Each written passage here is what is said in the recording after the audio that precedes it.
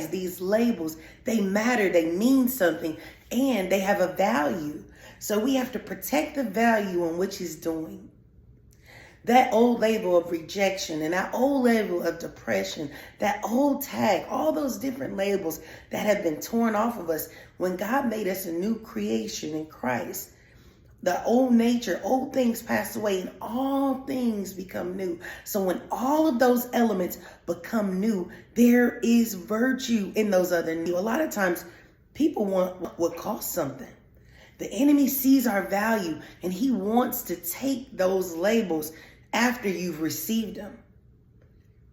Once he gave you those once the world gave you old labels and you carried around and you get rid of them, and now you're wearing your new garment, you're wearing your new labels, you're walking in a new integrity. The enemy wants what has value because the thief comes to steal, kill, and destroy. He wants to destroy everything that you got.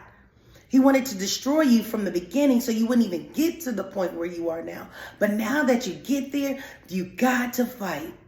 If you're worth dying for, you best to believe that you are worth fighting for. Fight against every single thing that comes at you. You have to fight to keep your peace. You have to fight to keep your love. We have to fight. We have to fight that rejection and abandonment won't continue to flood our ears and thoughts in our minds. We have to fight. The fight is so important because it's in there we get our victory. It's in the fight we get our victory. It's in the fight. We're not just going to roll over and let rejection come back and depression come back and anger come back. No, we're fighting back. How do we fight? Set a prayer time. Keep the prayer time. And when you're praying, put your electronic devices in a different location. If you want to set the atmosphere, get some good worship instrumental playing, but eliminate all distractions when you're setting that prayer time, because that's the time for you to focus. And speaking of focus, thinking about when Peter was on the boat and he asked God to let Jesus, tell me to come out on the water.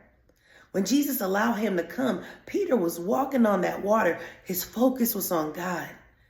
His focus was on Jesus. He was able to take those steps.